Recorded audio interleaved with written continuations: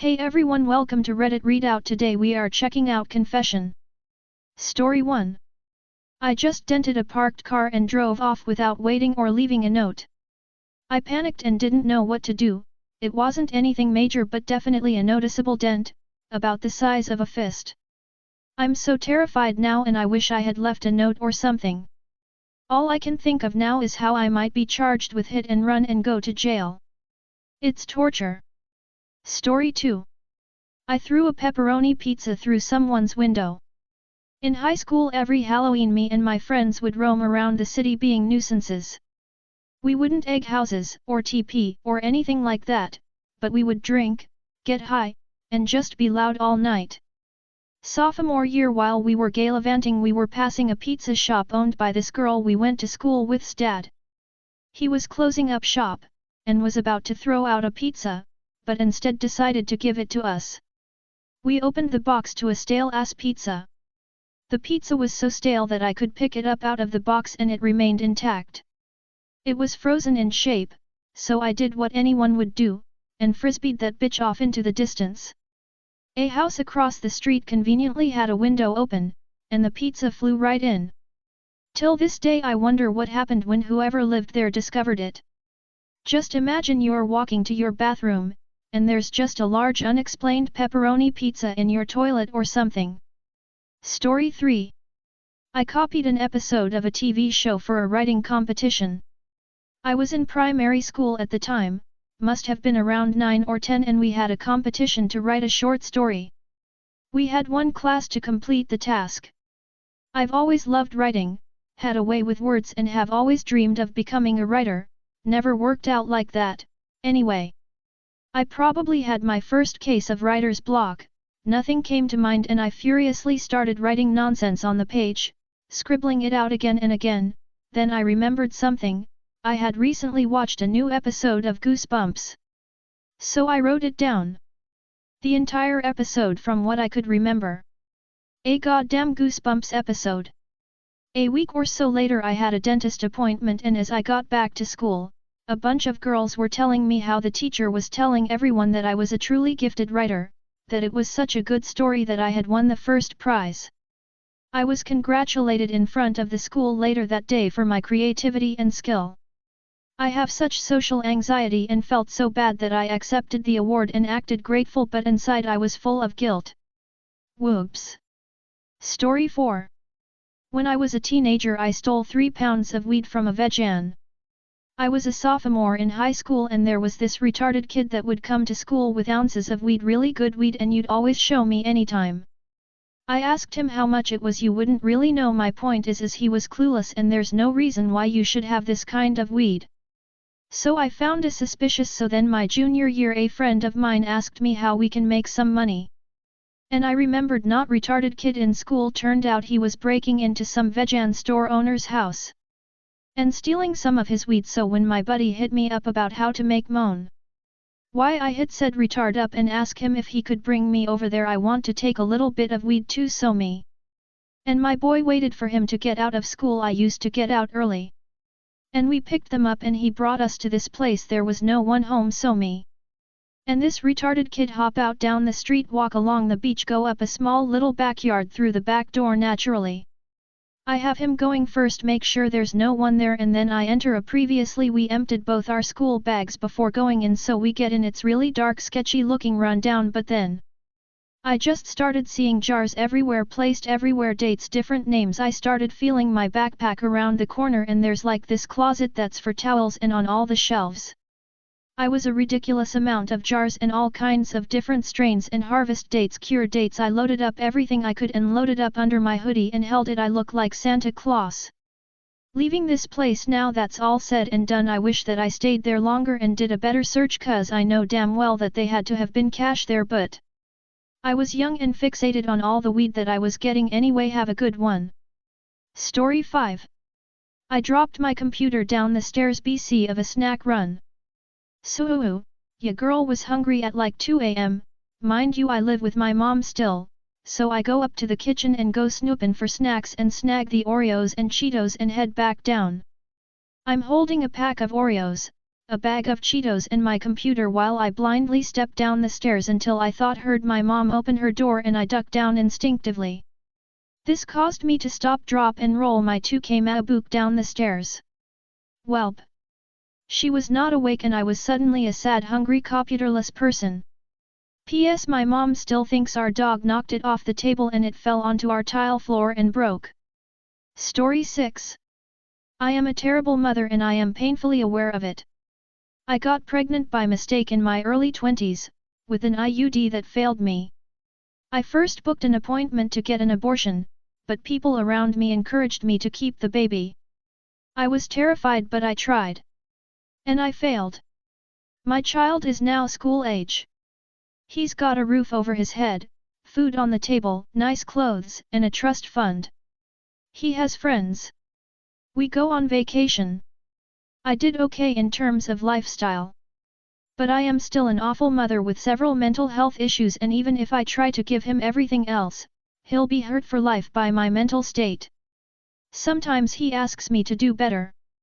It breaks my heart in 1,000 pieces because I really can't. I'm medicated, I do therapy, I'm just broken. For tonight, I'll get candies. Maybe order pizza for him. We'll have a movie night, or play video games. But tomorrow, I'll be a burnt out, emotionally unstable mom again. I wish I KMS when I found out I was pregnant. Now it's too late. I gotta put a smile and stay alive, knowing I'll ruin him even if I do my best. Edit. I can't reply to everyone but I read all the. Story 7. I assaulted someone 9 years ago as a teenager, unbearable guilt. When I 3F was 14 and in my freshman year of high school, I went to a party at my friend's house, where we all were drinking. In the morning, as my friends and I were retelling what we remembered from the night, this boy, who I'll call H for story purposes, who was 13 and in 8th grade at the time, tells me that at one point of the night, he woke up and my tongue was in his mouth. I was shocked to hear this as I didn't have any memory of making out with a sleeping person, but my memory from the night is blurry considering the alcohol. What I do remember is making out with a different boy, T15M at the time, in a dark room in my friend's basement at one point of the night. This was fully consensual. I have a vague memory of kissing who I thought was T at one point, and him not kissing back, and feeling rejected/confused by this. I honestly have no idea what I did in response to this, but I'm pretty sure I just stopped kissing him. Around 6 months after that incident, one of H's friends 14M at the time commented that IR*ped H under one of my friend's Instagram pictures of us. Both immediately after, and years later, I would ruminate about the incident all the time, wonder if it really happened/the severity, if I had traumatized H for his entire life. I would try to remember the incident but come up blank.